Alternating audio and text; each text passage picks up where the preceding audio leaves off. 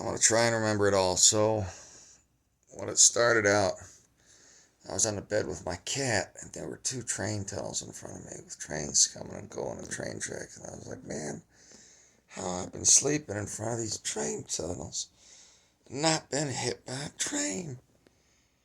Thank goodness that hasn't happened.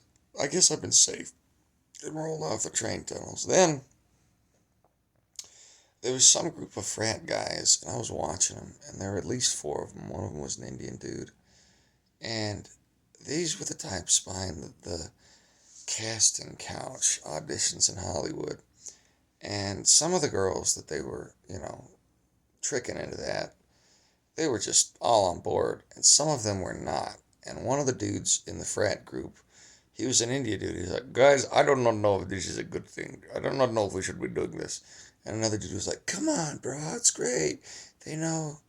And so that was weird. And I woke up and I got a glass of water and went to the bathroom or something. And then I was exploring a abandoned. No, before that, I had my own apartment. I've got a house now, so I don't know why I downgraded. But it was like adjacent to a convenience store and had a back door that went down some stairs. It was just right next door to another house. And I had my cat in there and she was being all nice. And then a cat that looked like our, Sylvester the cat, markinged Thuffering Thuckatash, but he was Tarzan, a big old fat white and black cat. And for whatever reason, I ended up with like four black cats in that house. And then there was a storm, and I went outside to get the cats in, and a bunch of other cats came in. And my nephew, Oliver, he's a little kid, he he went out there, and apparently there were a bunch of neighbor kids, and they came over with all the cats, and it was chaos. And I'm like, all these people doing in my apartment house.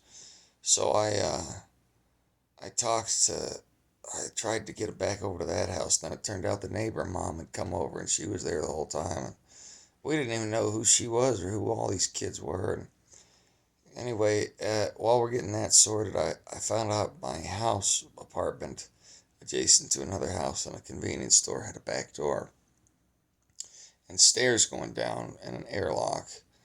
And some hobo or something, some long haired hippie dude had come in there, and I didn't want him coming into my house, so I started directing him to the convenience store, and it turned out he just wanted a meal, so I started looking all over the convenience store for something affordable. I was trying to get him a breakfast burrito, but they didn't have any.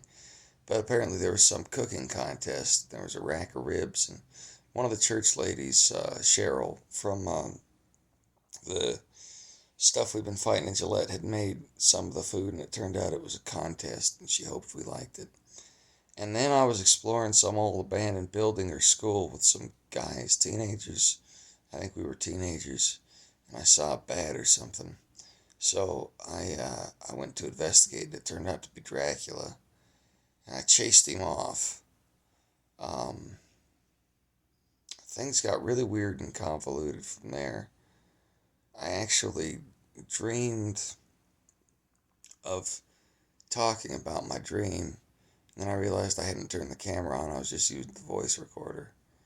So I went to get the camera and I realized I was still asleep. And there's more to it now that I'm forgetting. But that was the gist of it.